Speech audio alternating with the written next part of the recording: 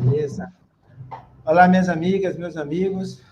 Aqui é o Edson Belo, em mais uma live no nosso canal Prerrogativas e Advocacia. Este canal que tem como finalidade, né, discutir as questões da advocacia, das prerrogativas, sempre com temas relevantes, significativos, e também convidando relevantes colegas, advogadas e advogados, que contribuem significativamente para o desenvolvimento, aprimoramento da advocacia.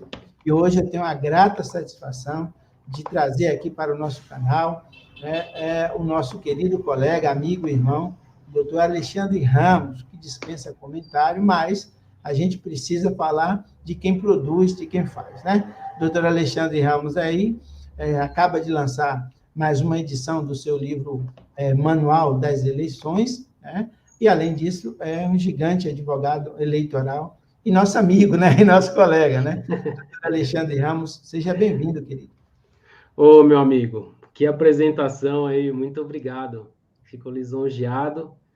É um grande prazer poder participar e receber o seu convite para a gente poder falar um pouco da advocacia, falar do processo eleitoral. Isso é muito importante nesse momento, né? Não só para as advogadas e advogados, mas para o cidadão, né, em geral.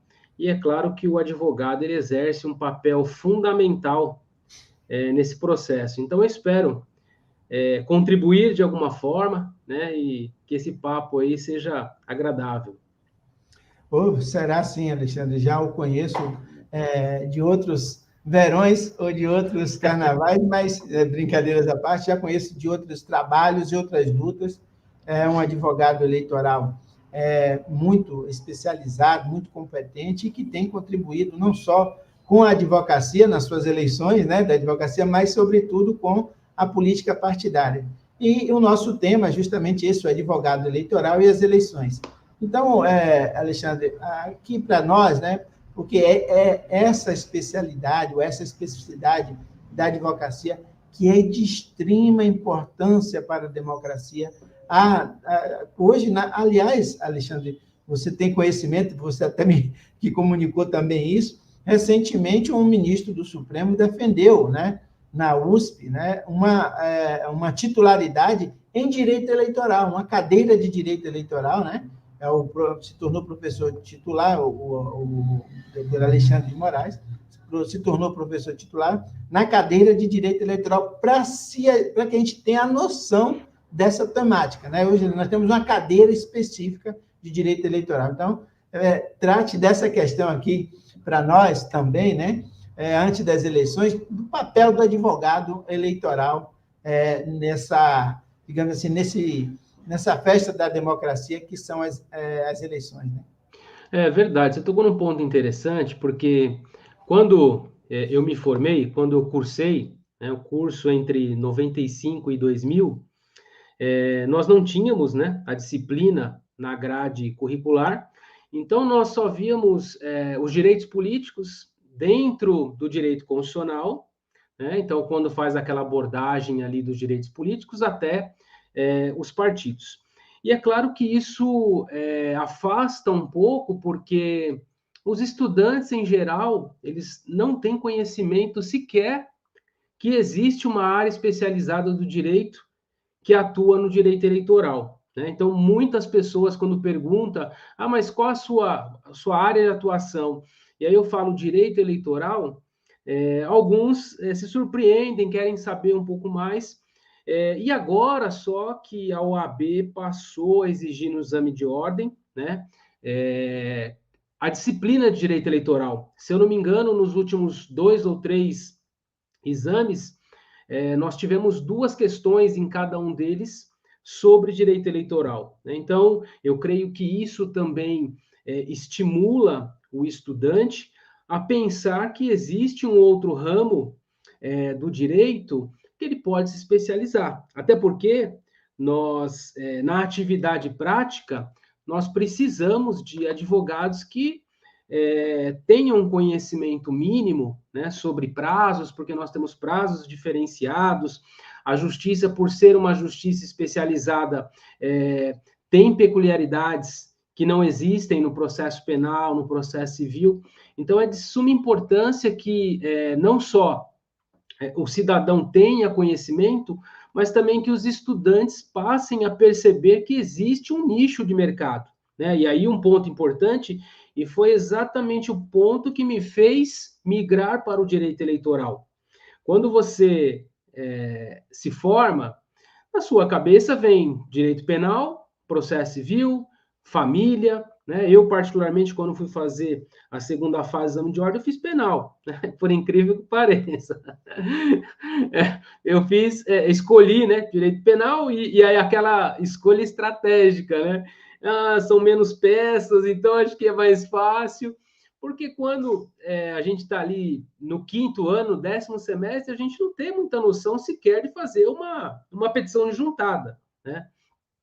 E eu acho que, com isso, os estudantes, e aí os recém-formados, eles passam a olhar o direito eleitoral como um ramo do direito, como uma especialidade que ele pode atuar, né? Eu acho que isso é muito importante.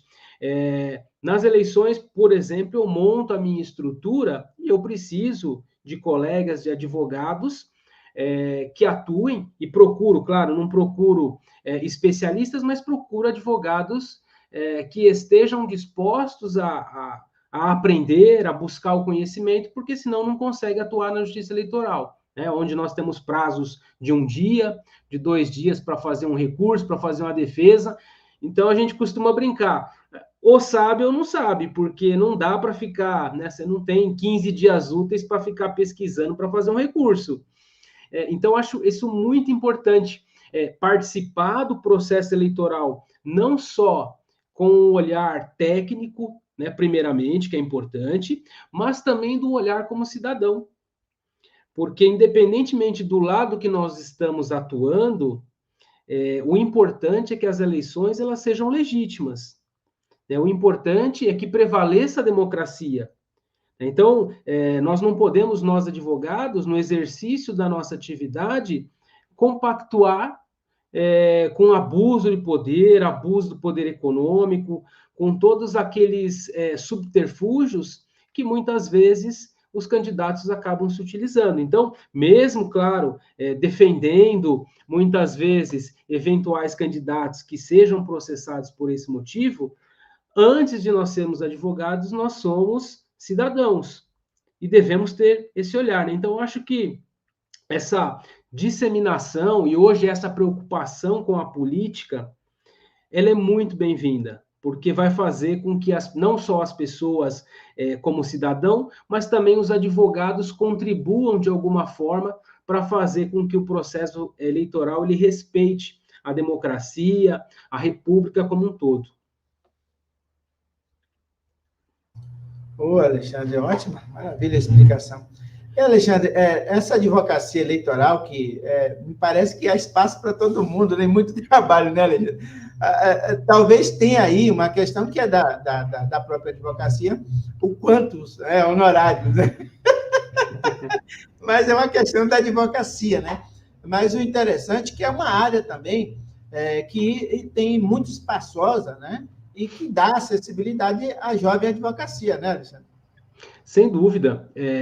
Eu vejo assim, cada vez mais, e aí eu peço licença até para falar do curso que eu estruturei, né, que é o Advocacia Eleitoral do Zero, exatamente por conta dessa dificuldade que nós temos de encontrar profissionais que conheçam o mínimo do direito eleitoral. Porque, assim, quando eu preciso contratar um advogado de apoio num determinado município, eu preciso que ele tenha conhecimentos básicos, claro, de montar uma petição inicial, de fazer uma defesa, de fazer um recurso, mas, além disso, conhecer a estrutura básica do processo eleitoral, né, e da justiça eleitoral. Então, entender como que funciona o prazo, como entender como funciona as publicações que são feitas em mural eletrônico, tudo isso precisa de conhecimento. E aí eu fui pensando nisso, estruturei um curso, né, um curso online com aulas gravadas, onde eu começo desde essa essência do direito eleitoral, da necessidade de nós conhecermos o direito eleitoral, até chegarmos à parte mais prática, onde eu disponibilizo peças em PDF, né, com o passo a passo de cada peça, e também peças em Word, editável. Porque no corre-corre da eleição, e a gente costuma brincar que a cada eleição é aquele trocar o pneu do carro com o carro andando, né? Porque a gente não sabe o que vai acontecer. Por exemplo, agora nós temos a questão da inteligência artificial, é novidade para todo mundo. Então, você conversa com colegas que têm já um grande, né, e um longo tempo na advocacia eleitoral, mas é uma novidade para todo mundo. Nós não sabemos ainda qual vai ser o comportamento do eleitor, qual o comportamento dos candidatos e também da Justiça Eleitoral. A Justiça Eleitoral já mandou um recado dizendo que vai ser implacável, né, na fiscalização. Então, a gente costuma brincar, que fala, poxa, a gente acaba trocando pneu com o carro andando, porque o que vai acontecer? Muitas questões nós não sabemos. E, diante de tudo isso, eu acho que o advogado, ele ter um material de base, né? Vou citar um exemplo. Ontem eu fiz uma representação por propaganda eleitoral irregular, e é claro, eu utilizo os modelos que eu já tenho pronto, que já estão atualizados. E isso facilita demais a nossa atuação. Porque se eu for ter que sentar para pensar em elaborar uma petição inicial, claro, a petição inicial ela vai sair, mas ela vai demorar muito mais. Então, pensando nisso, eu estruturei esse curso exatamente para que cada vez mais nós tenhamos advogados especializados em direito eleitoral, que conheçam prazos, que conheçam as peças. Por exemplo, uma curiosidade, doutor, nas representações eleitorais, nós não temos valor da causa. Porque na Justiça Eleitoral nós não precisamos recolher custas, exatamente por ser um instrumento da democracia. E isso permite que todos tenham um amplo acesso. Você imagine que se para entrar com uma representação eu tivesse que recolher custas. Isso inibiria demais os partidos políticos, os candidatos. Então, uma peculiaridade na Justiça Eleitoral é essa. Por exemplo, nós seguimos ali os requisitos do 319 do CPC, com algumas exceções. E uma delas é exatamente a desnecessidade de você colocar o valor da causa. Então, os colegas que são de fora falam, opa, peraí, mas ele fez uma petição inicial aqui, não colocou o valor da causa. Exatamente porque a Justiça Eleitoral dispensa esses requisitos. Então, o curso foi estruturado exatamente para que nós tenhamos mais advogados com esse conhecimento básico. Porque daí, você sabe que, por exemplo, numa campanha, vamos pegar um exemplo de Guarulhos, onde nós temos campanhas enormes, né, com bastante litígio, e os escritórios que acabam tomando conta dos candidatos aí, principalmente majoritários, eles precisam arregimentar advogados, principalmente advogados do município, para poder fazer esse trâmite no dia a dia, né? Então, às vezes, representações por propaganda irregular durante a eleição, e é claro que isso abre espaço para o jovem advogado, né? Para que ele possa encaminhar aí, a tentar pelo menos, e claro que se gostar, né? E tenho certeza que quem entra no direito eleitoral acaba se apaixonando, porque a celeridade processual, ela existe no processo eleitoral. Então, quando vira o ano, nós temos poucos processos em andamento, os processos já foram resolvidos, então é uma justiça que funciona, e isso acaba seduzindo os advogados, porque fala, poxa, eu fico cuidando de um processo ali durante 2, 3 meses, o processo acaba, e eu não preciso mais me preocupar com ele, ao contrário de outras áreas aí, que às vezes a gente se arrasta 10, 20 anos com o processo. Maravilha, maravilha. E aí, Alexandre, também como professor de filosofia, filósofo, eu não posso deixar de fazer uma pergunta que ela vai bem ao encontro, né, do seu curso, acredito eu, que é a política, né? O advogado eleitoral também tem que gostar de política. Não necessariamente. Não necessariamente. Você sabe que eu, particularmente, sempre tive um pouco de aversão à política, né? E só que quando a gente, claro, você passa a atuar como advogado, você participa de reuniões estratégicas e contribui de alguma forma para decisões muito importantes. Às vezes, se o candidato vai ou não registrar sua candidatura, passa pelo crivo do jurídico, principalmente se o candidato tiver, né, algum apontamento na certidão, algum problema. Agora, essas questões para se discutir no grupo dentro de política, você acaba discutindo, não tem jeito, né? Mas eu não entendo que necessariamente você precise gostar. Muito embora eu acho que hoje, eu não sei se é gostar ou não, mas as pessoas se interessam por política, independentemente de gostar ou não de falar ou de defender as suas posições ideológicas, né? Até porque se a gente for falar de ideologia, aí nós ficaríamos aqui horas e anos para discutir se existe ou não ideologia partidária hoje, né? Então, eu acho que é uma questão importante, né? Mas eu não vejo que o advogado, ele necessariamente precise ter essa ligação extrema com a política. Por exemplo, eu nunca fui filiado a nenhum partido político, né? Apesar, principalmente na cidade, alguns acharem que eu tenho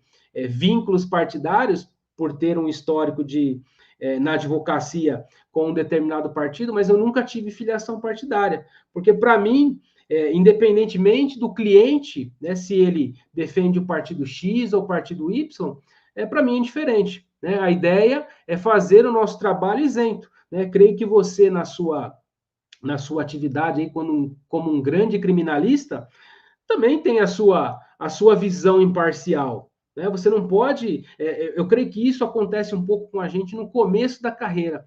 A gente acaba se envolvendo muito com os casos, a gente acaba não conseguindo separar. Com o tempo, né, já se vão aí 24 anos de advocacia, a gente vai conseguindo peneirar isso para que a gente não se contamine, não se envolva com essas questões, né? O problema que você tem para resolver naquele momento, o problema é do seu cliente, não é seu. Né? Então, eu creio que na política também tem essa separação. É claro que é importante o advogado participar de campanhas vencedoras, mas isso não quer dizer que você não vai atuar de uma forma imparcial, vai ponderar, né? Porque muitas vezes o candidato ele quer, de alguma forma, atingir o adversário. Então, também eu acho que cabe ao advogado aí um papel de poder filtrar, porque se tudo que encaminham para você virar litígio, a justiça eleitoral não vai dar conta. Né? Então, acho que cabe também o papel do advogado de fazer essa filtragem, né? E olhar, olha, isso aqui pode criar uma demanda temerária, não existe fundamento, né? Então, eu creio que o advogado também ele exerce um papel não só atuando, mas também fazendo essa filtragem e evitando que o judiciário seja aí abarroado com várias ações completamente desnecessárias que nós sabemos que não vão ser frutíferas. Maravilha, querido. E aí, na linha ainda, né, dessas curiosidades nossas, acontece na advocacia comum, né, na advocacia civil, criminal, de às vezes um ou outro cliente, né, não seguir muito as orientações do advogado, né? Você já pegou aí já pegou esses clientes que acabam, na verdade, você conversa com ele, olha, vai aqui, nessa linha, evita isso, evita aí, ou ele chega lá e frustra você? Doutor, olha, eu vou falar para você que, assim, a campanha, ela começa organizada, né, normalmente. Só que no decorrer do processo, a campanha ela acaba ganhando corpo com cabos eleitorais, né? Existe uma estratégia até de campanha de você, mais ou menos como nação silvestre, você é um corredor, você vai entender o que eu estou falando, né? Você guarda fôlego para o final, porque senão você não aguenta, né? No processo eleitoral tem um pouco disso também, né? O candidato ele guarda o fôlego ali para a reta final. Só que isso faz com que a campanha acabe se descontrolando nesse meio. E aí, por exemplo, eu vou te dar alguns exemplos, né, corriqueiros que acontecem. Campanha de rua. Chega no final, vira uma bagunça. O cara amarra bandeira no poste, ele amarra placa onde não pode, e isso é muito difícil de ser controlado. Né? E aí eu não culpo o candidato, porque o candidato, às vezes, ele nem fica sabendo dessas coisas que acontecem, principalmente nessa reta final. E é claro que isso acaba trazendo para a gente, isso é ruim, porque acaba trazendo um trabalho desnecessário, né? Porque ou nós estamos do lado de quem está atacando, né, propondo representações contra essas irregularidades, ou nós estamos defendendo. Então, isso cria, sim, uma certa desorganização. Agora, é claro que o candidato, na medida do possível, ele observa, mas nem todos. Né? Nós temos alguns candidatos, e aí também depende muito da posição que esse candidato ele se encontra, por exemplo, numa pesquisa, porque é mais ou menos o time que precisa tá perdendo de 2-0 e precisa ganhar de 3-2, ele vai se expor. Porque se ele ficar ali atrás se defendendo, ele não vai ganhar o jogo, ele não vai fazer os 3 gols que ele precisa. E na política eu acho que é isso. O candidato, quando ele precisa buscar um resultado, ele acaba se expondo. E eu acho que se expor é correr alguns riscos e, às vezes, é desatender aquelas nossas orientações. Então, eu acho que isso faz parte do jogo. Aí, Alexandre, o candidato vai dizer, bom, eu contratei advogado para quê, né? Exatamente. Aliás, eu tenho um cliente que fala isso. Ué, mas se eu não arrumar problema, para que eu preciso de você? Pagando bem, né? Exatamente. Não é? A gente tem que se preparar para tudo, porque vou falar para você, principalmente nessa reta final, e eu gosto dessa analogia aí com a São Silvestre, né? Porque o cara, ele guarda o fôlego ali, então você fala, meu, ali ele vai dar um sprint final ali que vai me trazer problema, né? Então a gente tem que manter uma estrutura de campanha, no jurídico principalmente, também que dê conta dessas demandas, né? Porque eu lembro que na minha primeira campanha eu tive uma certa dificuldade, exatamente pela essa falta de estrutura. Né? E aí eu tinha do outro lado advogados brilhantes que tinham estratégia, né, de guerrilha mesmo, e assim, eu vou lá para você que eu cansei, porque eu passava o dia inteiro fazendo defesa. Né? Então, com o tempo a gente vai aprendendo também a se estruturar, e hoje, mais do que nunca, né, eu acho que é essencial não só o contador, né?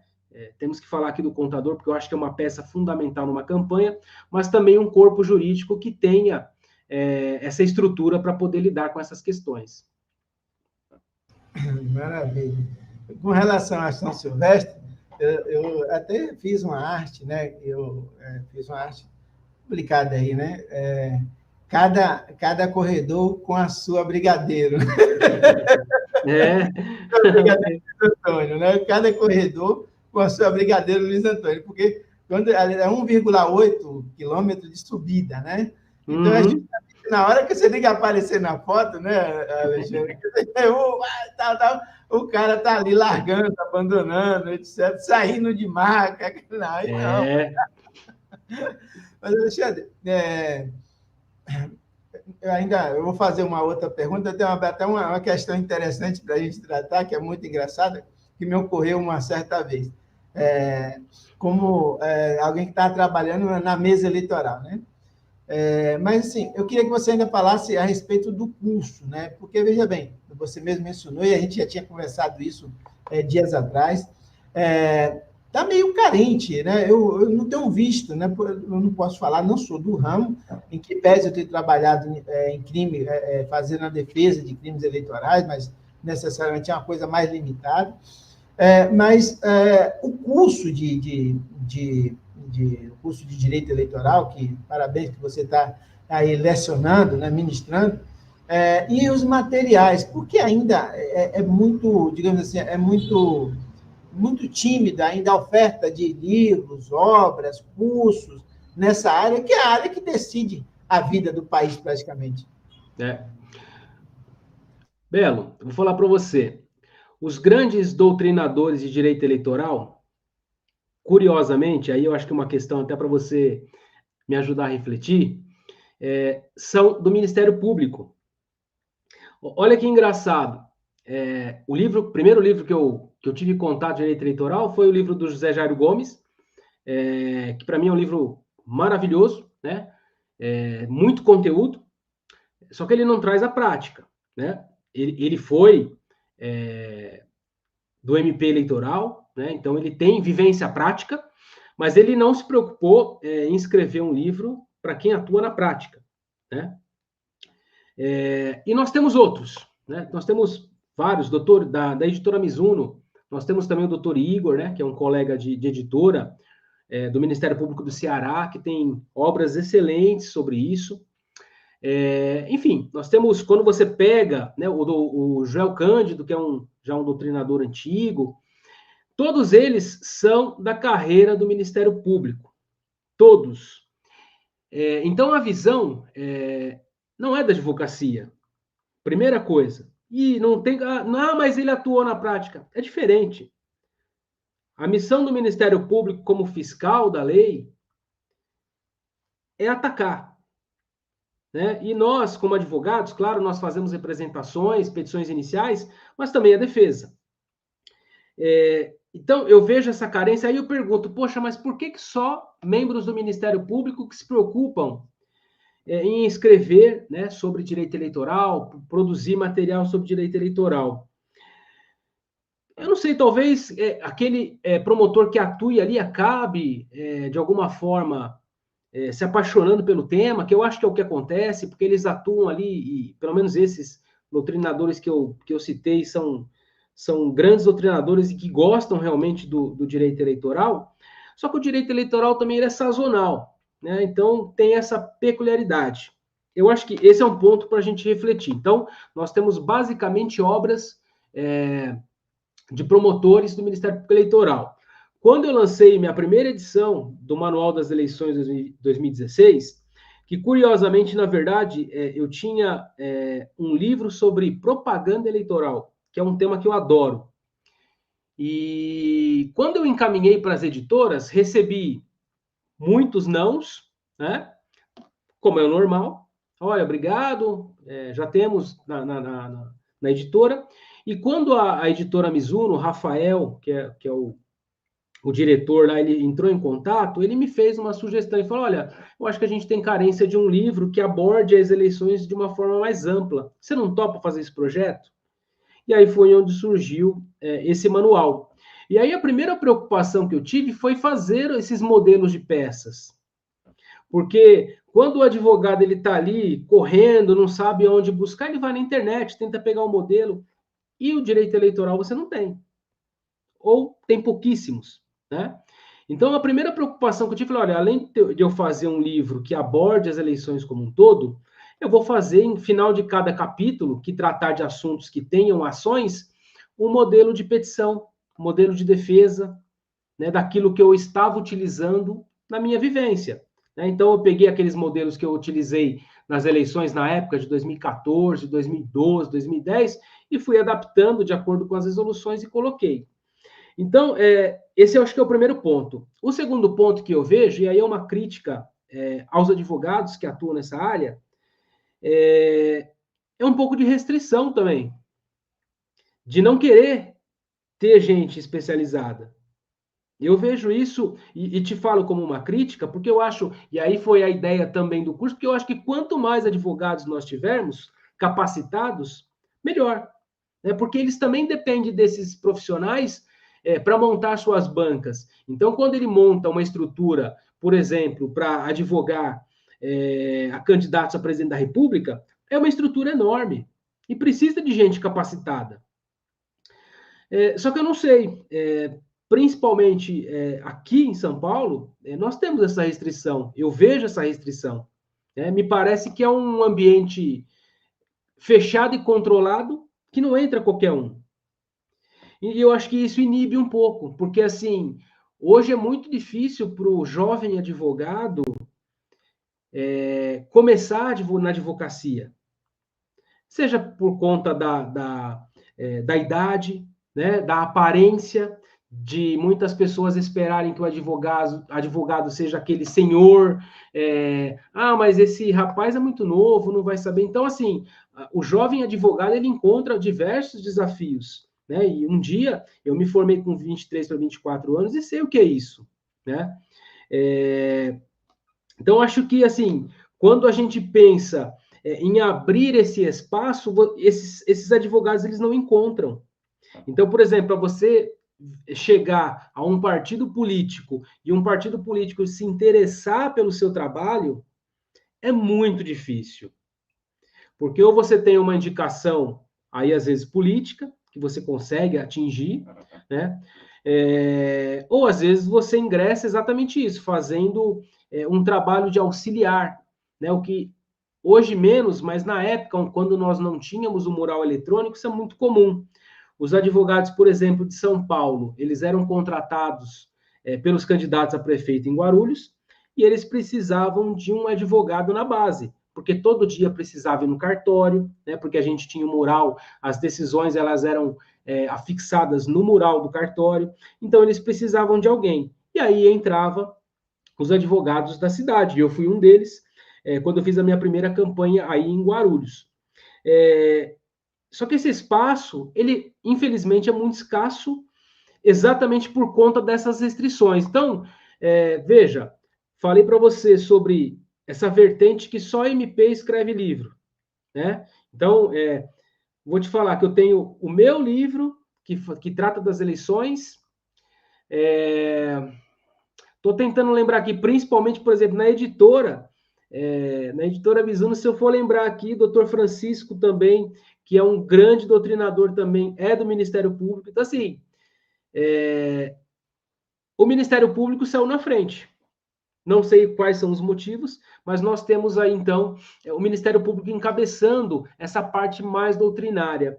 E do ponto de vista prático, é a falta de espaço que os advogados mais jovens eles têm de poder ocupar um espaço, de poder fazer uma advocacia de partido, por exemplo, né, que muitas vezes tratam de questões simples, de filiação, de prestação de contas de partido, que também não é uma questão assim tão complexa, mas, infelizmente, isso acaba ficando na mão de poucos. Né? Então, para você ter uma ideia, em São Paulo, existem advogados que cuidam de 3, 4 partidos. Né? Então, isso acaba, de alguma forma, não permitindo que jovens advogados ingressem, tenham preferência, né? Porque você entrar num mercado de trabalho, por exemplo, fora trabalhista ou penal, você sabe, você transita, conversa com muita gente, você tem contato direto com potenciais clientes.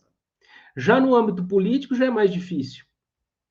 Você já fica restrito, porque onde você vai, por exemplo, estabelecer essa relação de confiança com o vereador, por exemplo, com o deputado, você começando a carreira. Então, eu vejo esse grande desafio, mas falar para você que falta advogado nessa área, falta.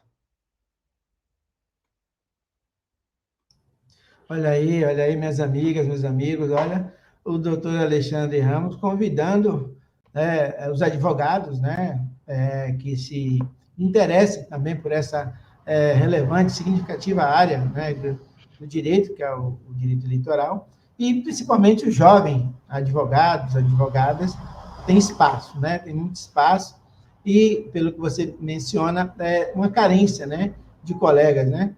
Agora, Alexandre, antes ainda de a gente falar algumas coisas mais cômicas aqui, eu queria perguntar a você o seguinte: a questão da jurisprudência da Justiça Eleitoral, né?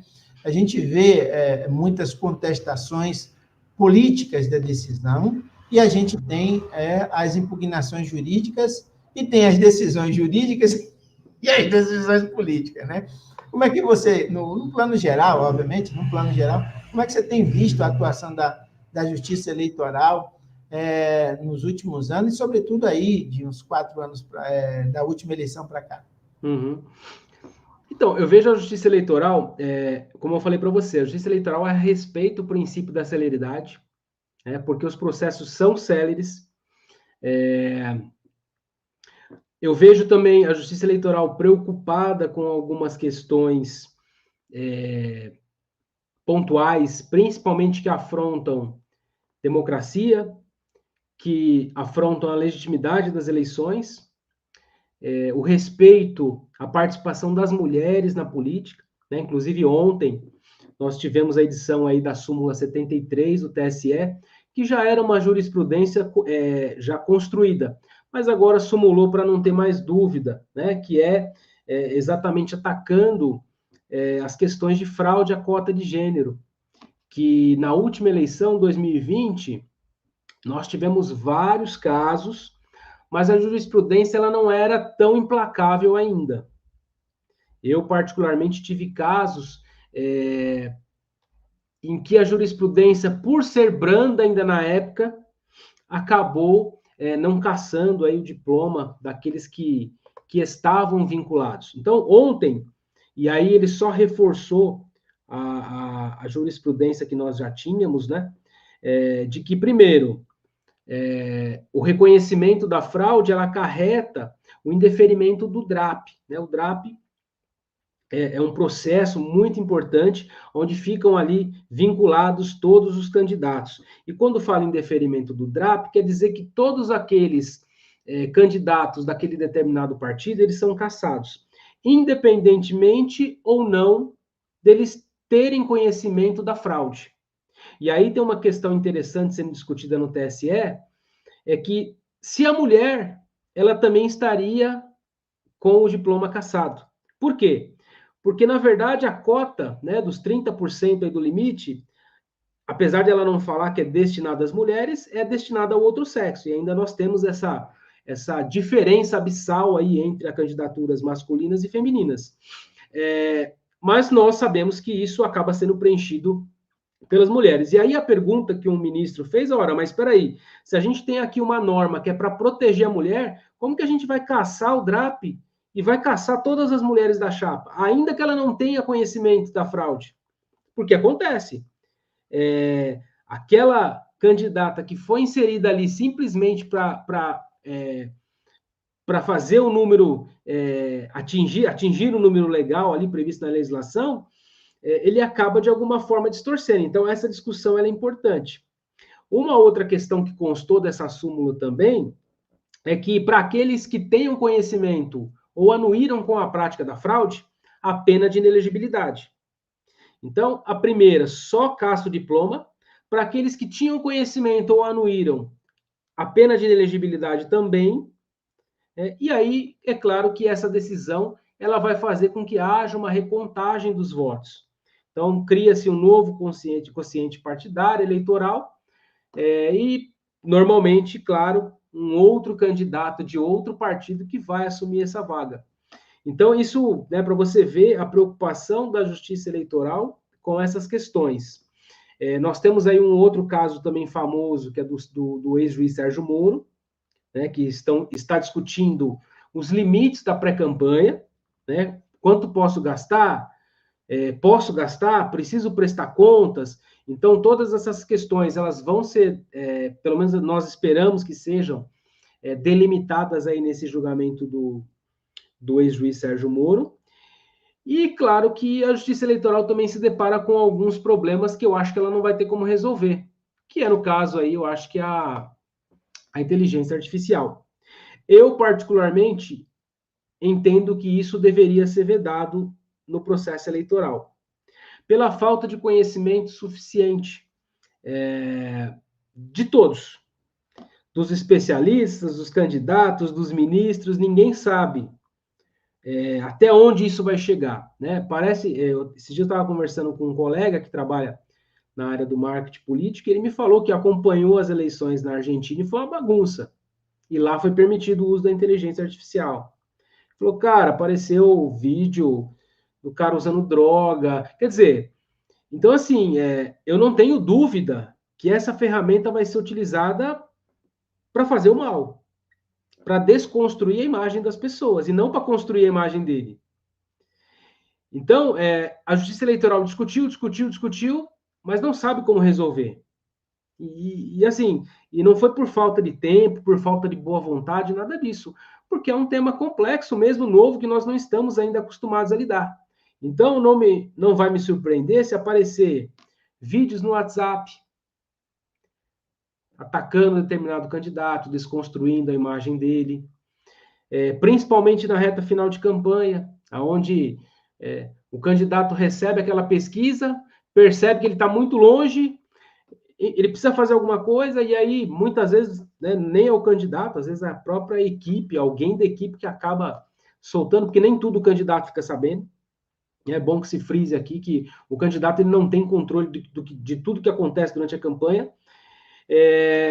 Então, esse é um problema que eu não consigo enxergar como a Justiça Eleitoral vai resolver, muito embora a resolução trouxe pena de cassação, de registro, de diploma, isso no papel muito bom, né? No mundo do dever ser fica tudo perfeito. Agora, na hora de aplicar, né? Eu tenho um colega que fala, né? Treino é treino, jogo é jogo.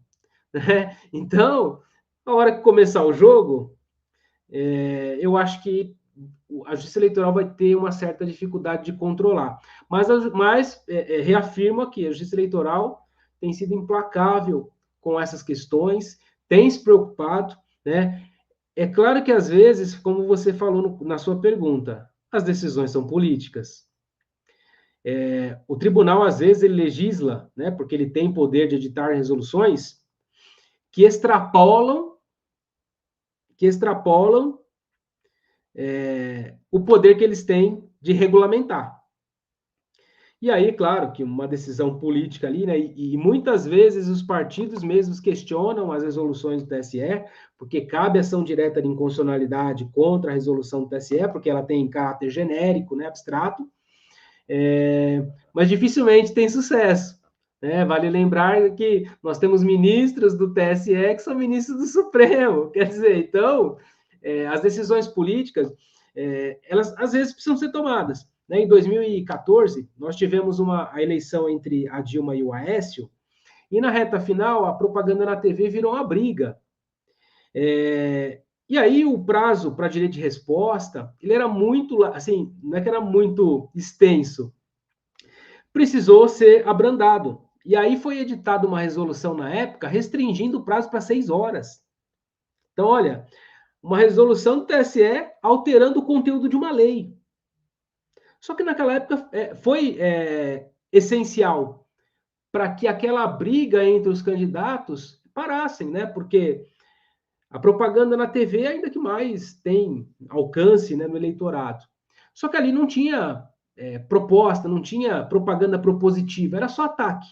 Então, no espaço destinado lá ao Aécio, ele usava para atacar a Dilma. No espaço destinado a Dilma, usava para atacar o Aécio. Então, isso acabou fazendo com que o tribunal legislasse e ultrapassasse aí a permissão que ele tem de só regulamentar a matéria.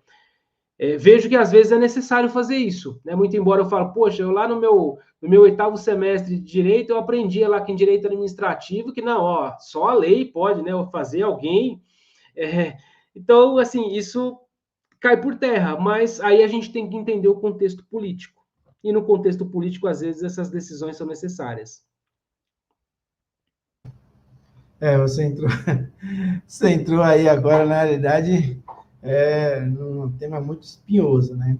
Essa questão da legalidade, né? Até onde o tribunal, né?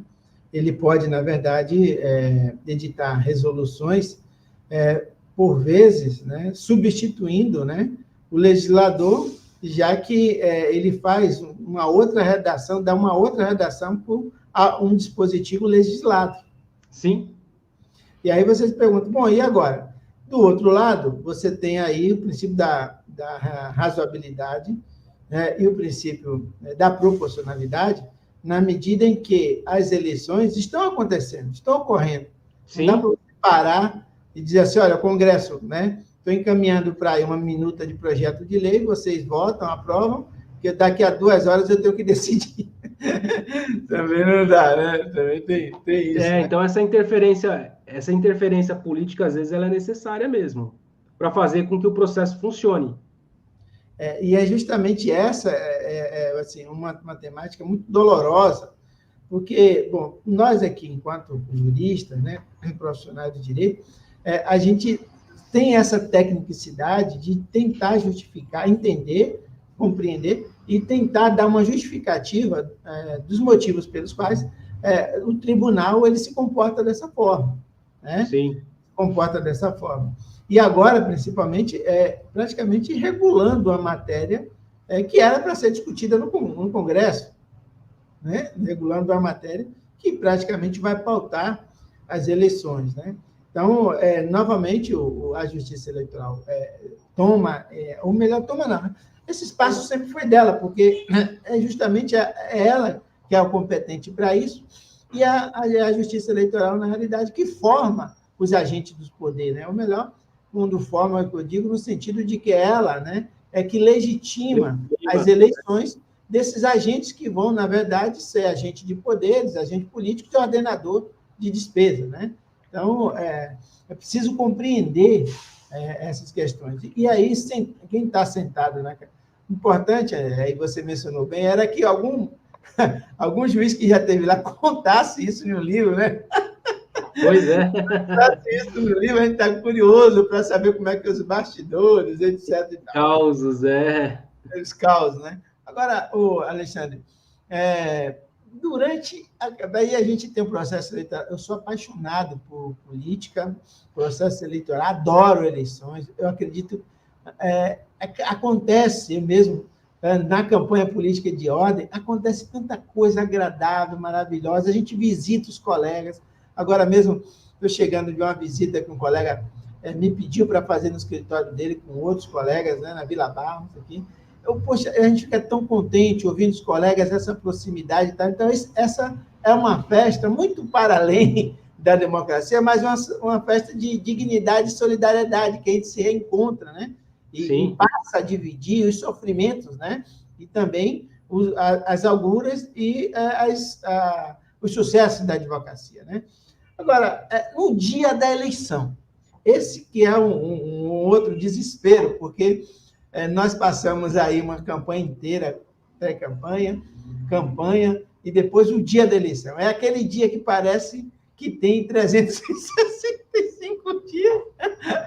O dia que não acaba nunca, né? E esse dia da eleição, como é que é do advogado eleitoral, né? Com a sua experiência? Então, é um dia, assim, complicado, né? Porque ainda o Brasil ainda tem algumas deficiências, né? E isso eu acho que reflete um pouco, inclusive no resultado da eleição.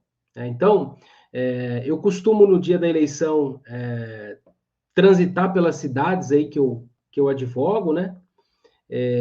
Mas a gente monta estruturas, principalmente eleição municipal, como a deste ano, a gente monta uma estrutura de fiscalização, não só com os cabos eleitorais, né, de poder ali ser fiscal do partido, para poder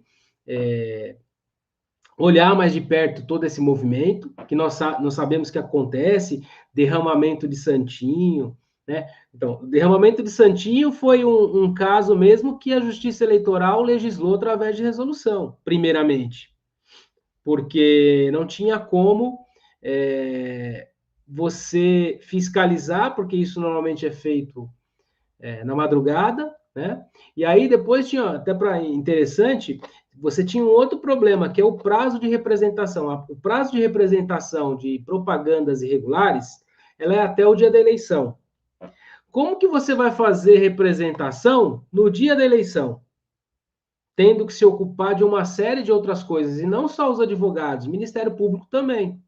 Então, através de uma resolução, foi postergado o prazo, em especial para propaganda através de derramamento de santinho, até 48 horas depois da eleição. Então, você vê, né, nós estamos tratando aí de processo civil, né, porque a gente está tratando de prazos processuais, e foi estabelecido através de resolução, né, mas necessário para que se fizesse aí para que os advogados, o Ministério Público tivessem um prazo pós-eleição para ingressar com essas ações. Normalmente é o Ministério Público que entra com essas ações, né? Porque o Ministério Público, como um fiscal aí das eleições, tem todo interesse, e realmente o Ministério Público, com esse prazo aí de 2 dias, ele acabou exercendo aí de forma exemplar, né? Representando aqueles que fazem aí o derramamento, né, no dia, né, da eleição, um dia anterior à eleição, para que aquele papel ele fique ali. Então, assim, o dia ele já começa conturbado.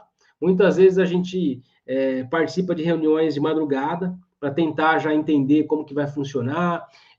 Se a gente tem um corpo jurídico, a gente acaba dividindo por escolas, né, por zona eleitoral, para que cada um cuide aí de um espaço. Agora, nós não conseguimos inibir tudo, né? E você já trabalhou em dia da eleição, você sabe que você vê coisas que, infelizmente, isso acaba manchando um pouco a democracia, né? E como que você faz para interromper isso? Muitas vezes você chega num lugar que tem gente que manda ali, que tem gente que controla ali, né? Então, parece que é um ambiente ali, ao mesmo tempo controlado, mas também hostil com quem é de fora.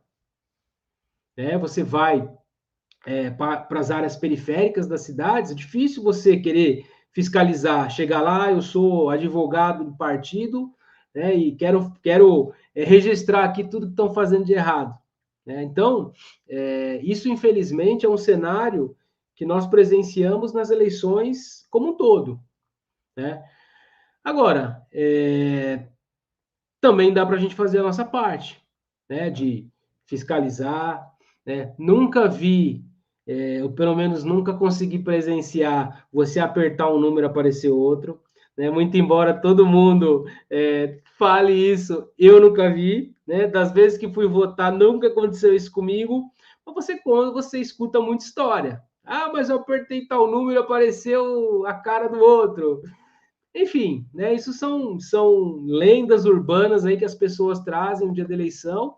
Isso, de uma certa forma, acaba tumultuando, né? Muito embora a gente tenha questionamentos aí com relação às urnas, né?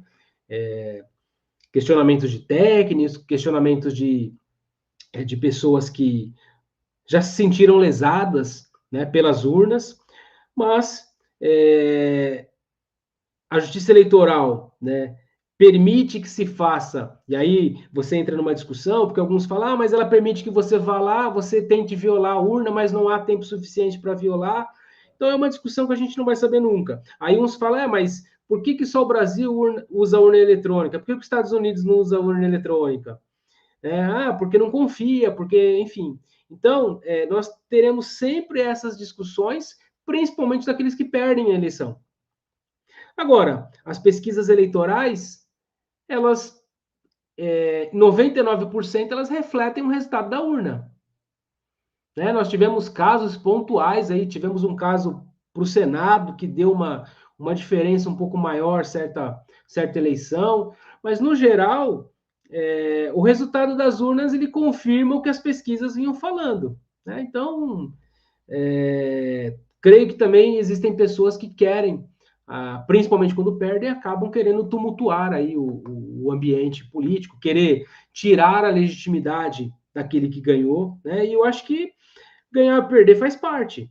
Né? Eu acho que o candidato que perde ele tem que se preparar melhor para daqui 4 anos voltar e tentar novamente. Né? Então, esse é o papel, né, da democracia, essa é a essência da democracia.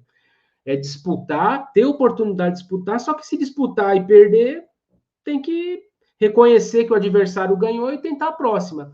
Mas esse trabalho, voltando aí a essa questão do trabalho no dia, realmente é cansativo, o dia é longo, nós lidamos com várias situações, aí você falou, a gente acaba tendo que fazer acompanhamento de pessoas que são presas por boca de urna, acabamos tendo que acompanhar flagrante, de pessoas, às vezes, com dinheiro, com santinho, né, porque a proibição, a distribuição no dia da eleição é proibida, enfim, é um dia cansativo, mas eu também acho que ele é fundamental, e aqueles que trabalham no dia da eleição fazendo esse papel, contribuem, né, para a democracia, porque isso é a essência, tentar manter o ambiente o mais equilibrado possível, para que as pessoas possam exercer o seu direito de voto, e aí muitas pessoas às vezes vão para a urna sem saber em quem votar, né? Então, acho que ter esse ambiente tranquilo favorece uma escolha legítima. Né? Então, acho que esse papel aí nosso no dia da eleição, ele acaba sendo essencial também, junto com o Ministério Público, junto com o juiz eleitoral, né, que também acaba tendo um trabalho aí dobrado no dia da eleição, porque tem uma série de questões burocráticas para se preocupar, e ainda essas questões que se levam, porque o mesário está com a camisa de uma cor, porque o outro mesário vai com a camisa de outra cor, enfim, tudo isso acaba desaguando aonde? Né? Para o Ministério Público, para os juízes, para os advogados tentarem contornar. Boa, muito bom. Do ponto de vista da filosofia do direito, se eu pudesse, excelente aí sua explanação, né, sua aula aí, eu poderia deixar aqui uma singela contribuição na medida de que nós temos que é realmente um calcanhar de Aquiles, sobretudo da maioria das pessoas que acabam não sendo vencedoras nas eleições. Então, surgem, no decorrer das eleições, né, uma série de normativas, né, que precisam, né, digamos assim, precisam suprir as lacunas que vão surgindo, né, no decorrer ou na proximidade do processo eleitoral, né? E o tribunal, né, ele, na realidade, precisa ser proativo, precisa agir rápido, precisa... Então, a meu sentir, numa interpretação mais ampliativa, porque você pode, para bons motivos, para boas situações ou boas práticas, você pode fazer uma interpretação extensiva. E aqui, nesse caso, entendo eu, né, e aí é com toda a modéstia, mas estou falando do ponto de vista da filosofia do direito, é que essa norma, no caso, o Código Eleitoral, o processo eleitoral, que tem norma legislada, que parte da Constituição e da norma da infraconstitucional legislada, a gente tem aí, na realidade, um bônus a mais para a justiça eleitoral, né? No sentido de que ela, na verdade, a ela é permitido pela legislação essas adequações, né, dentro dessa sistemática, sobretudo pelos avanços das tecnologias e da informática, né, que é rápido, é instantâneo. Por exemplo, a questão de você dar 24 horas, 48 horas para um portal de internet, né, um buscador, uma empresa de mídia, tirar, recolher, excluir aquela mensagem, aquele vídeo. Pô, 24 horas, 48 horas é tempo para caramba. O cara já está na centésima mensagem. Então, há que se fazer essas ponderações e não é fácil. Isso aqui não é questão de que está certo ou está errado. O que é mais, digamos assim, justo, adequado para a questão? É deixar, na realidade, as pessoas se valer desta lacuna, né, para, na verdade, praticar atos imorais e atentatórios à dignidade do pleito eleitoral. E, com isso, buscar conseguir se eleger de forma desonesta, né? Então, assim, aí é a ética eleitoral, né? A ética, né? A ética do eleitor. Eu me lembro de um professor de filosofia da USP, que ele foi dar uma palestra em um lugar e tinha de dar uma palestra, e aí, antes da palestra dele, tinha um debate entre dois opositores na prefeitura aí de São Paulo, prefeitura do interior. E aí um dos candidatos ali, né, me perguntou, disse, olha, você fala tanto de ética, me diz o que é ética? O que é ética? Aí o opositor, né, falava que ele era antiético, mas não explicou o que era ética. Aí disse que nos bastidores, o coordenador de campanha disse para ele, rapaz, caramba, os caras já apertou ali, né? Você perguntou o cara, né? Perguntou o que é ética, mas o que é ética? O cara disse, pô, ainda bem que ele não me perguntou de volta, porque senão eu tava mal na fita, né?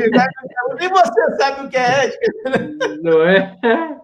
Você sabe o que é ética, né? Você sabe que você vê algumas questões, foi o que você falou, eu acho que transcende até a prática, e é mais para a gente poder refletir mesmo, né? Você tem a matéria de direito constitucional, né? Direito constitucional, direito eleitoral, é privativa de competência da União, né? Então, quem legisla é o Congresso. Você imagina um campeonato brasileiro de futebol, onde os clubes vão estabelecer as regras. Aí um clube fala, mas carrinho por trás, não é cartão amarelo só. O outro vai falar, não, é vermelho. Não, vamos pôr um cartão laranja então, e sai um pouco, enfim. Então, o que a gente vê é que quando você coloca para os atores do processo eleitoral estabelecerem as regras, porque é isso que acontece. Não na eleição municipal, mas na eleição geral, sim. Os atores do processo eleitoral são os que fazem as regras. E aí isso, há uma grande, intensa batalha entre o judiciário e o legislativo, e inclusive até eu escrevi um artigo, foi publicado no Conjur, que é o efeito backlash no direito eleitoral, né? Porque nós temos uma regra lá estabelecida no artigo 36, né, e que trata do voto, do pedido explícito de voto. Só que o tribunal nunca concordou com isso. Então, o legislador ele vai, legisla, e o tribunal vem e fala, não é bem assim. Né? E hoje nós temos esse cenário. Muito embora a lei fale que você só faz pedido de votos, né, propaganda antecipada, com pedido explícito, o tribunal tem uma jurisprudência forte, né, que ele apelidou de palavras mágicas, que é o pedido implícito de voto. E aí, se a gente for analisar, o tribunal tem uma certa razão, que fala assim, o que é pedir voto? É vote em X? Aí o tribunal fala, não, mas quando você fala, olha, conto com o seu apoio, isso não é pedir voto? Né? Olha, estamos juntos, não é pedir voto? Então, há essa reação legislativa, né? E aí por isso que eu até com um amigo, com o doutor Pedro, nós escrevemos um artigo sobre isso, que é exatamente essa reação legislativa, porque o tribunal vai lá, ele determina, olha, não é só o pedido explícito, dependendo do conjunto da obra, pode configurar propaganda antecipada. Aí o tribunal fala, não, então vou lá, vou legislar. E tem acontecido isso com outros assuntos também. Né? Então, essa batalha entre o judiciário e o legislativo também não faz bem para a democracia. Porque eu acho que acaba acirrando. A ideia é que haja um diálogo institucional. Né? Nós temos diálogos institucionais em outras áreas, com participação popular, né? com a sociedade como um todo participando, mas quando eles colocam ideias antagônicas para fazer prevalecer, aí não tem acordo. Aí o tribunal fala, não, então eu vou criar uma jurisprudência aqui que vai derrubar o que você está falando. Então tá bom, então eu vou lá e legislo e derrubo o que você está falando também. E isso cria uma bola de neve, né? E acaba entrando numa situação que você cria uma insegurança jurídica, né? E aí você comentou, né, dessa volatilidade da jurisprudência, que a cada 2 anos nós temos a composição, ela é alternada, então isso faz com que novas cabeças entrem no tribunal e criem novas jurisprudências. Né? Então isso acaba, de alguma forma, também não trazendo uma certa segurança para o candidato. O candidato ele fala assim, será que eu vou ser candidato daqui 2 anos? Fala, olha, daqui 2 anos tem que perguntar.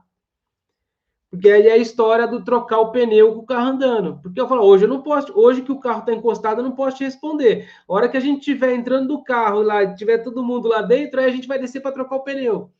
Porque aí que eu vou poder te responder por conta dessa, não só dessa evolução jurisprudencial, que é muito importante, mas essa briga que existe entre o judiciário e o legislativo. E aí parece que cada um quer fazer com que a posição prevaleça. E isso eu acho que é ruim. Porque hoje, por exemplo, nós temos uma posição marcada do tribunal sobre essa questão que eu te falei, né, das palavras mágicas. Né? Então, conto com seu apoio, eu apoio, estamos juntos. Tudo isso vai configurar propaganda irregular, à luz do que tem decidido o tribunal. Agora, se você for olhar a lei, não, você não consegue fazer a subsunção ali daqueles fatos à norma. Então, e o advogado fica no meio de tudo isso, tendo que orientar o cliente, né? Porque o cliente pergunta, fala, olha, mas posso fazer isso? Então você tem que falar, olha, a lei fala isso, porque muitas vezes a gente também é questionado, mas eu li a lei fala que o pedido tem que ser explícito. Aí você, então, realmente você tem razão, mas, porém, entretanto, o tribunal tem um posicionamento diferente. Então, é uma tarefa árdua para a gente também ficar no meio dessa batalha aí entre poderes.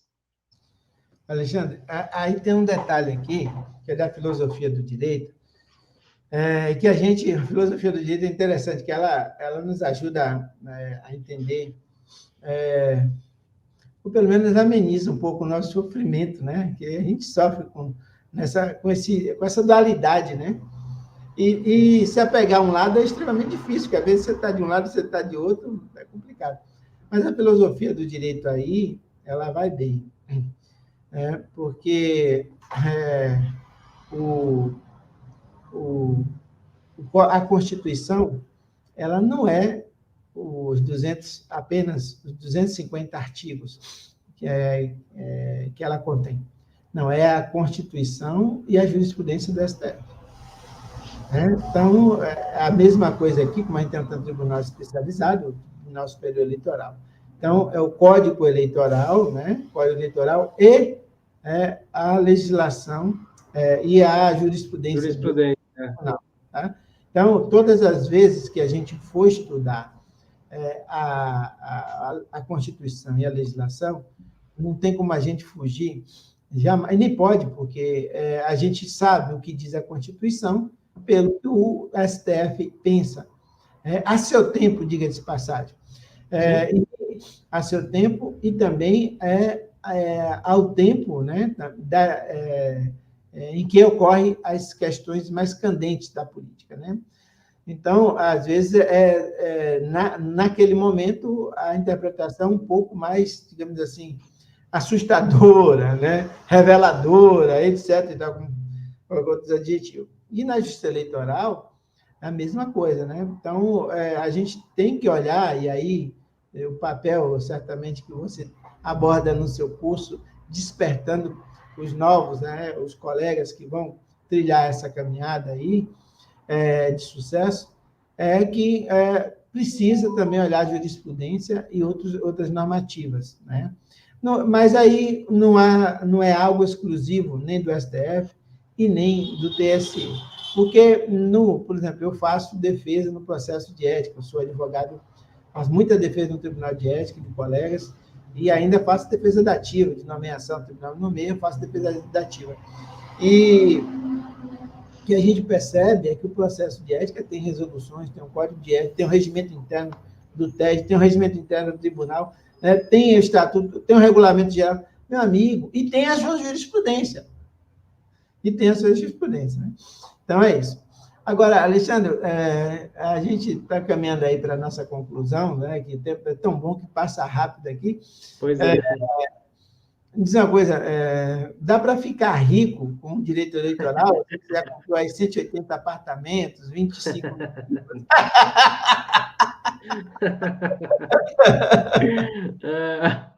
Olha, eu vou falar para você, já foi uma área melhor, mas é uma área muito boa para se advogar, né? Todos sabem que hoje as campanhas elas são financiadas em grande parte pelo fundo, né? Aí não vamos entrar na discussão que se o fundo deveria ou não existir, né?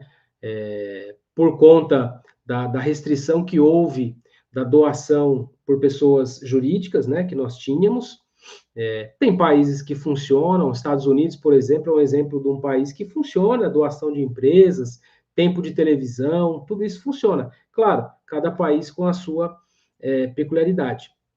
Mas é uma área boa por quê? Né? Eu vou te colocar o lado bom. Né? Quando nós somos contratados por uma campanha, para fazer uma campanha, isso precisa constar na prestação de contas. Né? Então, tudo que você recebe, ele fica ali registrado, né? E hoje você acompanha em tempo real, né? Conforme você vai fazendo os lançamentos, os candidatos vão fazendo o lançamento, acompanha. Então, se você quiser saber, por exemplo, se eu sou advogado de determinado candidato, você entrou lá no Divulga Cand, você vai ver que meu contrato tem que estar lá. Né? Porque não dá para eu trabalhar e meu nome não aparecer lá. Eu não receber R$1. Precisa constar, né? Então, normalmente nós fazemos um contrato e esse contrato é encaminhado para a Justiça Eleitoral fica vinculado ali, né, em PDF. Caso a Justiça Eleitoral queira outros documentos, porque aí ela faz uma fiscalização também por amostragem, porque não dá para ver tudo, né, mas ela acaba levantando, ela tem procedimento de circularização para saber a quantidade de papel que as gráficas estão consumindo, tudo isso hoje é muito bem aferido. E o Ministério Público Federal também atua fortemente, fazendo cruzamento de dados, então ele consegue descobrir, por exemplo, como que uma empresa que não teve movimentação nos últimos 3 anos está movimentando agora, enfim. Então, assim, cada vez mais a gente vê essa fiscalização vindo de todos os lados. E é claro que com isso, para a gente que está ali atuando, é muito bom. Porque a partir do momento que meu nome está ali constando, o candidato ele tem um determinado período, por exemplo, para prestar contas. E para prestar contas, ele precisa fazer a quitação das suas dívidas. Né? Então, existem casos em que o cliente não paga, como em toda a área do direito. Principalmente aqueles que perdem as eleições, por exemplo. Ele fica decepcionado porque ele acha que ele ia ter 10 mil votos e teve 500, e ele larga tudo, ele não quer saber de prestar contas, enfim, isso acontece muito. Mas eu vejo que é uma área promissora, por quê? Exatamente por conta desses recursos que entram, que fazem com que os candidatos eles tenham, e precisam ter, né, porque você sabe, você participa de campanhas, né, em órgãos de classe, você sabe que precisa de recurso financeiro para poder participar, né? E o advogado especializado, e eu acho que isso é uma vantagem, é que o candidato, normalmente, e aí eu vou te falar de candidato, principalmente ao pleito majoritário, ele não pensa em solução caseira. Caseira que eu digo, eu tenho um amigo lá que advoga no criminal, ou tenho um advogado trabalhista da empresa, eu vou usar ele na minha campanha. Isso não existe. Exatamente porque os ambientes são muito diferentes, as peculiaridades são muitas, né, no processo eleitoral. Então, normalmente, os candidatos que têm uma campanha e entram no jogo para disputar realmente, eles acabam tendo que contratar uma assessoria jurídica. Não dá. Não dá para ele não ter contador, não dá para ele não ter marqueteiro e não dá para ele não ter advogado. E é claro que com isso, para a gente é muito bom, né? Porque você vai numa cidade, e hoje nós temos, né, as cidades normalmente, pelo menos o que eu tenho visto, as cidades têm bastante pré-candidatos. A gente sabe que isso afunila lá na frente, mas em geral saem 3, 4 candidatos, né, em cada cidade. E isso demanda a contratação de advogados. Né? Então, eu vou defender o candidato A, o candidato do governo, o candidato da oposição, vai ter alguém que vai estar lá do outro lado. Né? Então, serviço não falta. Né? Graças a Deus, assim, não posso reclamar, falar para você que, não, mas é uma atividade restrita. E aí eu acho que vai uma coisa muito... Se encarrega de dar serviço, né? Porque senão, né? E eu acho que é uma coisa boa que é essa relação de confiança também. Né? O político, ele tem essa relação de confiança. Então, quando você ganha a confiança dele, e confiança você ganha não puxando o saco, é trabalhando, é mostrando o resultado, sendo honesto, né, nas decisões. Às vezes falar o que ninguém quer falar. Porque às vezes o político ele está ali, todo mundo que está em volta, ninguém quer desagradar, sobra para quem? Para o advogado. Né? E muitas vezes a gente tem que ser duro e falar, isso aqui não vai dar certo. Você vai perder desse jeito. Perder que eu digo no sentido batalha jurídica, né? Não a eleição como um todo, que não cabe a nós aí do jurídico ficar traçando estratégia, mas muitas vezes a gente tem que falar aquilo que ninguém tem coragem de falar. Então, essa relação de confiança, e eu posso te falar que eu advogo hoje para clientes com 14, 16 anos aí no eleitoral. A gente estabeleceu uma confiança, gosta do meu trabalho, a gente consegue trabalhar numa boa, então toda eleição, pense em quem? Eu preciso contratar um advogado. Não, advogado eu já tenho, é o Alexandre. Então isso faz com que a gente consiga, de alguma forma, aí, estabelecer esses laços, né? Conseguir fazer essa relação, e essa relação cada vez mais ela acaba sendo interessante. Então há esse espaço, né? Esse espaço ele existe, e tudo isso faz com que cada vez mais a gente consiga, de alguma forma, conquistar, né, esses clientes que são tão importantes, e o advogado ele não vive sem a sua clientela. Acho que respondendo a sua pergunta, aí não dá para comprar 160 apartamentos, não dá, mas dá para ter, né, uma vida digna, né, trazer o sustento aí da nossa família para casa e fazer alguma coisa que você goste também, que eu acho que isso que é o mais importante, né, fazer aquilo que você gosta, né, e tem disposição. E essa peculiaridade desse espaço curto, né, que nós temos no processo eleitoral, eu acho que ele, de alguma forma, ele acaba contribuindo também, né? Porque é cansativo, nós não temos sábado, não temos domingo, feriado, os prazos eles correm, né? Independentemente de ser fim de semana ou feriado, mas é um prazo curto.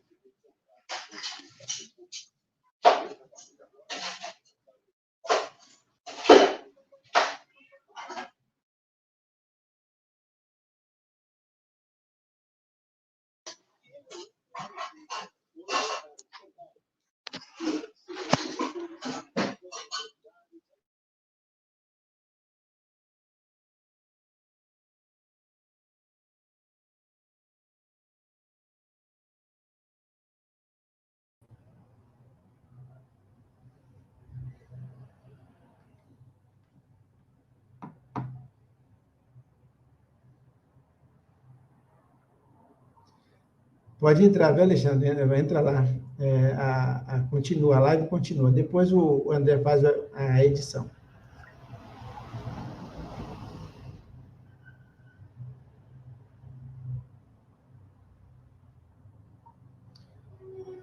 Oi, pode ser omelete, tá bom?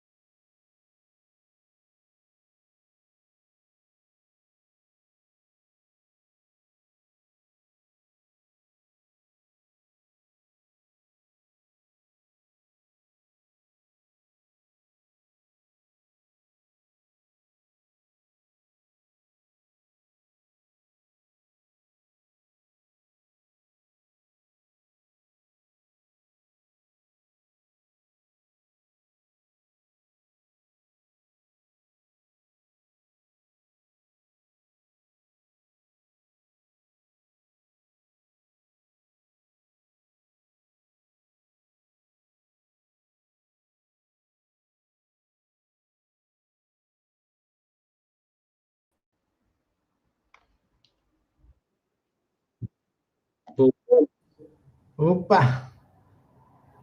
Beleza, Alexandre, eu peço Imagina. desculpa aqui aos nossos queridos internautas, né? Obviamente vai ter uma edição que o nosso querido André vai fazer depois, Fica mas tranquilo. cair a energia aqui em Guarulhos não é novidade, né? Já tem caído outras coisas aqui em Guarulhos, né, Alexandre? Mas pode continuar. Não é? Bom, onde é que a gente parou na questão que eu fiz na pergunta? Você do que o advogado fica rico. Dá para viver bem, né, Alexandre? Dá para viver bem, dá para viver bem. Não tem do que reclamar, né? Acho Tá que ótimo. é um campo a ser explorado por todos os advogados. Tem bastante espaço para todos. Temos muitos partidos, muitos candidatos, então tem espaço para todo mundo. O que você falou de tudo, né? Tudo que você falou é interessante, mas destacar uma coisa aqui que é diferente do outro ramo também da advocacia, que é uma prestação de conta muito mais aprofundada do que essa que a gente faz para o cliente, né? No civil, no trabalhista, né?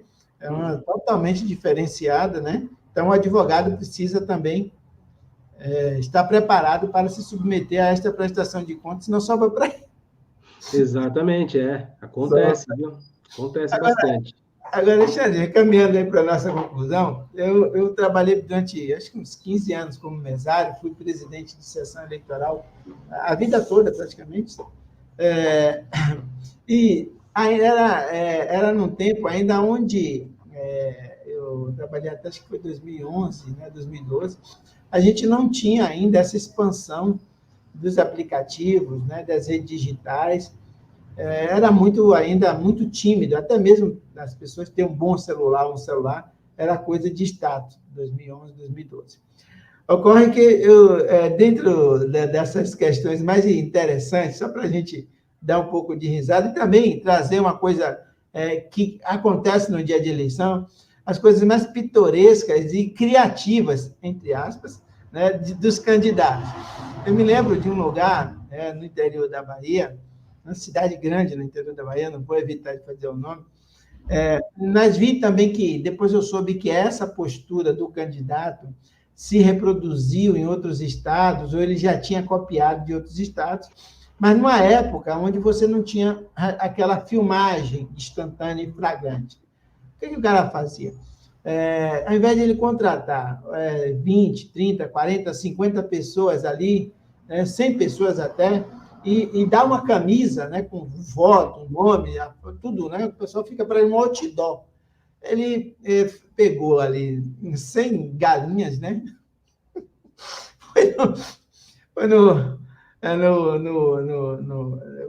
Comprou, né? Então, pegou 100 galinhas e colocou, mandou fazer uma roupa, né? Que coubesse no frango, né? E essa roupa tinha um número, né? O número dele, né? A cor e o número dele, né? Então, o nome, a cor, o número dele. E aí, quando chegou ali por volta já das 10 da manhã, assim, da fila, né? Ele soltou, era um lugar quase que único, né? Uma escola com várias sessões eleitorais, então tinha a cidade praticamente votava naquele colégio. Cerca de 70% dos eleitores estavam naquele colégio e ali tinha várias sessões eleitorais. Ele soltou, né, uma centena de galinhas que começaram a correr para tudo quanto é lado, e o pessoal está correndo atrás da galinha e tal. O pessoal via, né, a cor, a foto, né, e o emblemático. O número, a sigla do partido, o número. Foi inconfundível, né? Depois, beleza. Aí aquela coisa toda, tá. E aí, já no final da tarde, o carro passou e soltou mais uma centena. Teve gente que foi para casa com 5, 6, 7 galinhas, né? Tudo digamos assim, todas elas bem vestidas, né? Olha onde chega. E o cara ganhou a eleição. Aí, o que acontece?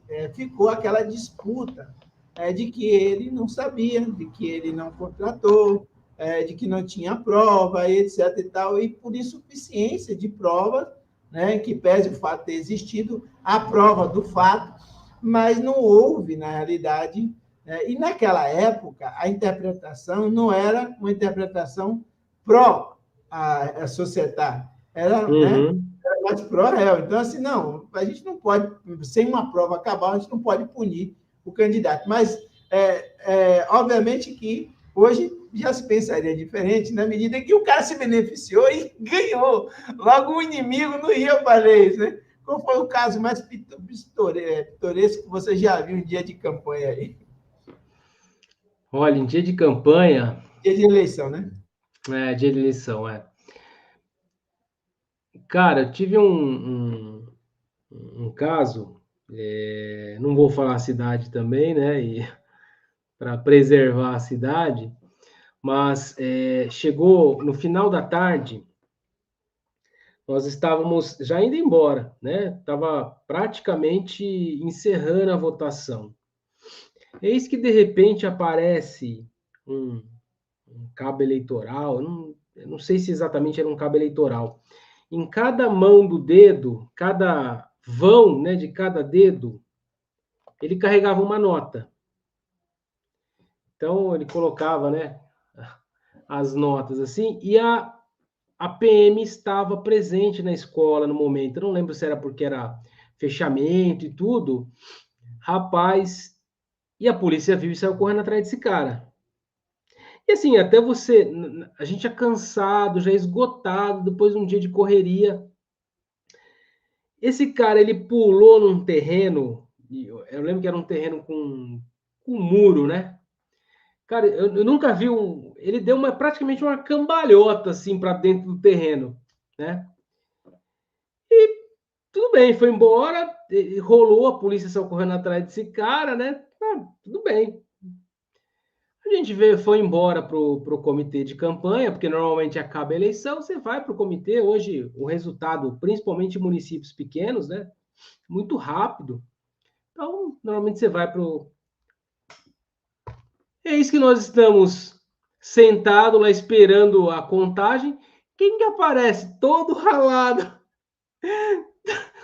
com o braço tudo machucado. O cara... Eu falei, cara, eu não acredito que você tá com a gente. Ele falou, nossa! Ele falou, pô, a polícia saiu correndo atrás de mim. Eu falei, meu cara, tudo sujo, ralado, tudo machucado.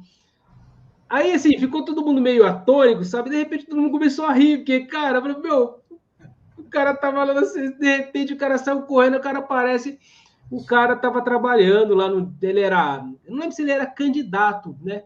Mas eu sei que ele tava junto lá num grupo. Cara, você acredita? Eu falei, não acredito nisso. E assim, ficou todo mundo assustado, porque falou, pô, mas não é o cara que tava fugindo lá na escola, né? Enfim. E aí, cara, você, pô, não pode fazer isso, cara. Você uma dessas aí, você é preso, crime de boca de urna, enfim. Explicando, mas é aquilo que eu te falei, né? O cara sabe que é errado, mas também não está muito preocupado com isso, né? Enfim. Para encerrar, me lembro de uma que aconteceu em uma capital litorânea, né? De um litoral muito bonito, mas uma cidade muito conservadora, né? Me parece que o candidato, na realidade, estava pensando mais desenvolver uma tática, né?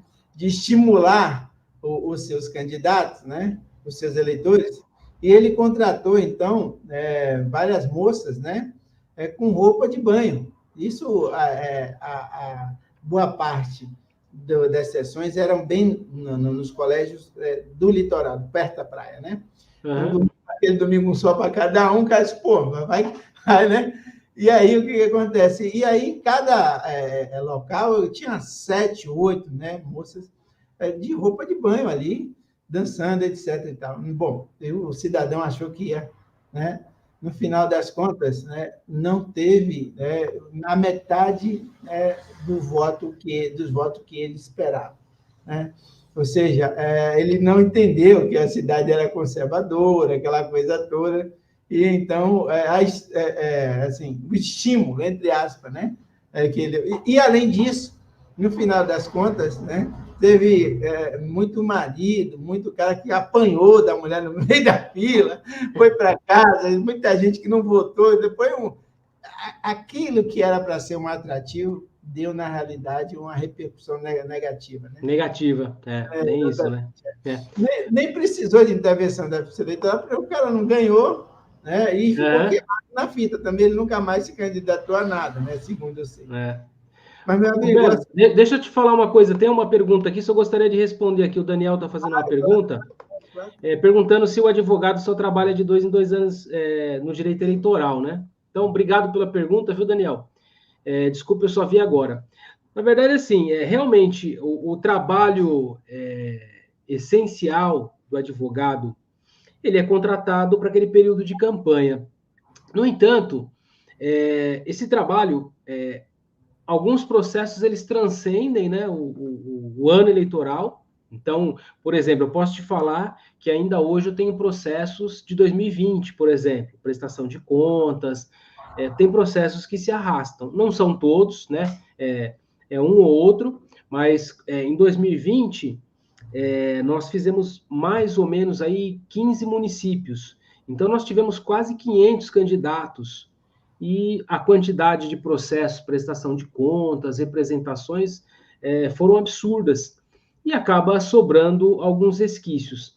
Agora, quando você faz um trabalho bom, né, e você consegue estabelecer uma relação de confiança com o seu cliente, é claro que isso acaba te trazendo outros tipos de trabalho, né? Não só na área eleitoral, na parte partidária, em cuidar do partido daquele determinado candidato, principalmente se for um candidato que obteve êxito nas urnas, né? Então, por exemplo, o candidato a prefeito ele ganhou, ele vai querer que você esteja do lado dele, né? Porque se ele ganhou e ele assumiu, é porque o advogado ele fez um bom trabalho e conseguiu preservar ali o mandato dele. Então, ele vai querer esse advogado ali acompanhando ele.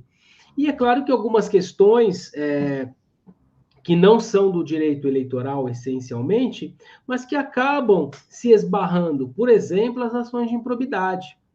Né? Então, as ações de improbidade, apesar de ser um ramo, né, é uma matéria afeta o direito administrativo, mas que nós, advogados aí que atuamos na área eleitoral, acabamos tendo um contato muito próximo, né? Principalmente com essas questões de inelegibilidade. Então, por exemplo, o nosso escritório faz defesas em ações de improbidade, ação popular, são matérias que estão ali no núcleo do direito público e que o advogado, mesmo atuando na área eleitoral, ele acaba tendo um bom contato e entendendo a dinâmica desses processos. Então, isso faz com que você crie essa relação mais próxima de confiança e tenha certeza de que ele vai querer que você esteja do lado dele. E aí, muitas vezes, ele acaba contratando a sua assessoria, por exemplo, para fazer. Eu tenho colegas que atuam no eleitoral e atuam no Tribunal de Contas também, por exemplo. Né? Eu não faço Tribunal de Contas, mas eu tenho colegas que atuam no eleitoral e no Tribunal de Contas. Então, são matérias, disciplinas que elas se entrelaçam. E isso faz com que o advogado, mesmo fora do ano eleitoral, ele acabe atuando e tratando e conseguindo também angariar clientes, ter honorários fora desse período, tá bom? Espero que tenha ficado claro e agradeço aí a pergunta. Maravilha, maravilha. Mais alguma? Não, era isso, meu amigo. Se você quiser fazer um arremate aí, pode... Não, vou só mostrar aqui, né, para deixar registrado aqui o nosso livro aí, a 6ª edição.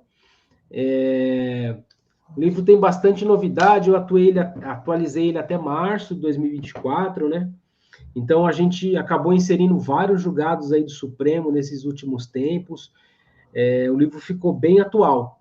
Além disso, no livro nós temos todos os assuntos, tratamos de todos os assuntos do processo eleitoral, e a ideia do livro foi manual mesmo, trazer um manual, né? Não foi aprofundar, discutir temas, né? E nós temos muitos temas relevantes para discutir, mas a ideia do manual é aquele livro de cabeceira, de consulta mesmo. Poxa, tem uma dúvida, é só folhear e a dúvida vai estar ali. Então, o livro tem uma linguagem bem simples, bem fácil, que é para não só para os advogados, mas também para aqueles que vão atuar de alguma forma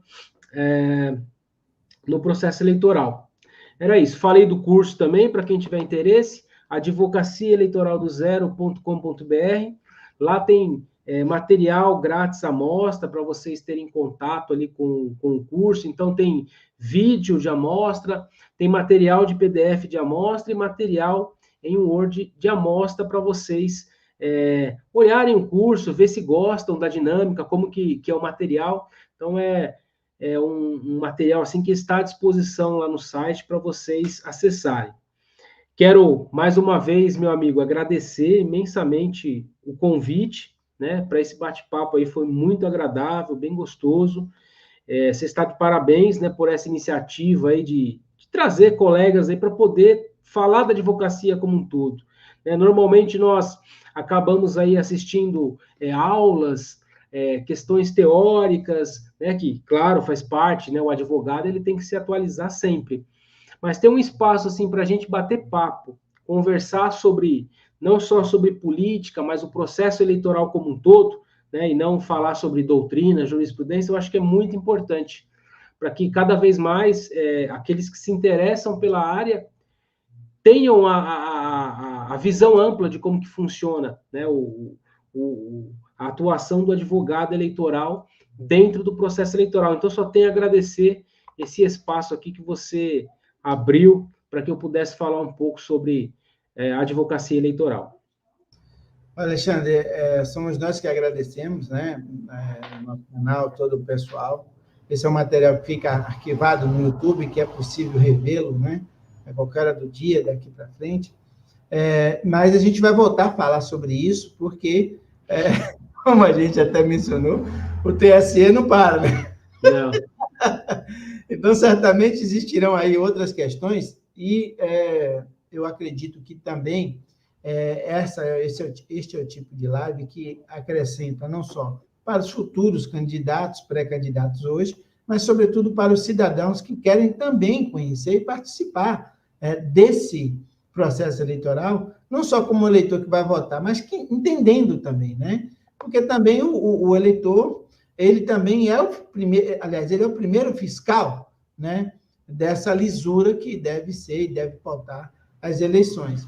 Então, a gente vai, logo aí que a sua agenda estiver um pouco mais folgada, a gente se fala, e aí logo ali a gente faz, a ideia inicial era a gente fazer 3 lives, né, e vamos fazer 3 lives, a próxima, sobre essas novidades do processo eleitoral por meio